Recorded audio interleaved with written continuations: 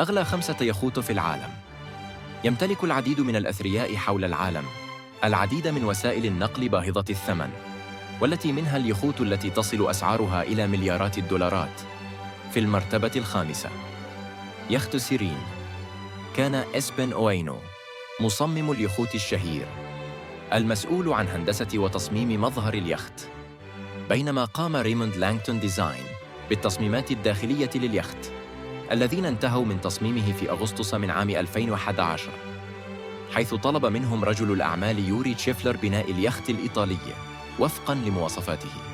ويبلغ وزن اليخت سيرين 8321 طناً، ويبلغ طوله 439 قدماً، وعرضه 60 قدماً، ويستوعب ما يصل إلى 24 راكباً و52 موظفاً، ويبلغ سعر اليخت 330 مليون دولار.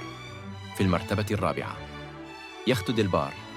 يبلغ طول يخت ديلبار الذي بني بواسطة شركة لورسن 147 متراً، وعرضه 21 متراً، وطاقته الإجمالية 11589، ويعمل بمحرك قوته 7990 حصاناً، وتبلغ مساحته 157 متراً، ويحتوي على إلكترونيات موجودة على متن السفينة، وأنظمة ملاحة خاصة بالسفينة من مولدين يعملان بالديزل، ويبلغ سعره 527 مليون دولار.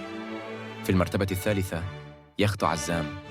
يبلغ طول اليخت 179 متراً، لذلك حصل على لقب أكبر يخت خاص عام 2013.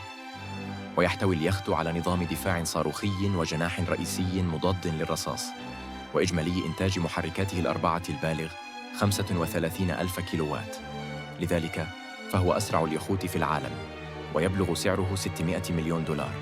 في المرتبة الثانية، يخت إكليبس. شيد يخت إكليبس في هامبورغ بواسطة بلوم بلازفوس، ويبلغ طوله 536 قدماً، لذلك فهو ثاني أكبر يخت في العالم، ويحتوي على 24 غرفة للضيوف ومسبحي وأحواض استحمام ساخنة متعددة، وقاعة ديسكو، و3 قوارب، ومنصات هليكوبتر، وغواصة صغيرة يمكنها الغوص بعمق يصل إلى 50 متراً، ونوافذ مضادة للرصاص وغيرها من الرفاهيات. ويبلغ سعر اليخت 1.5 مليار دولار.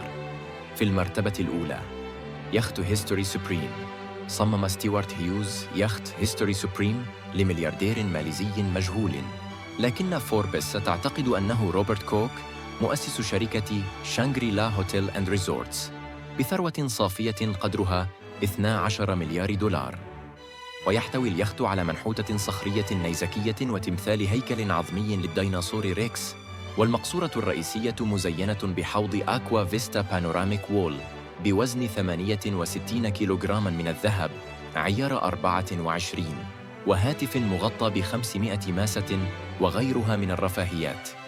ويبلغ سعر اليخت 4.8 مليار دولار.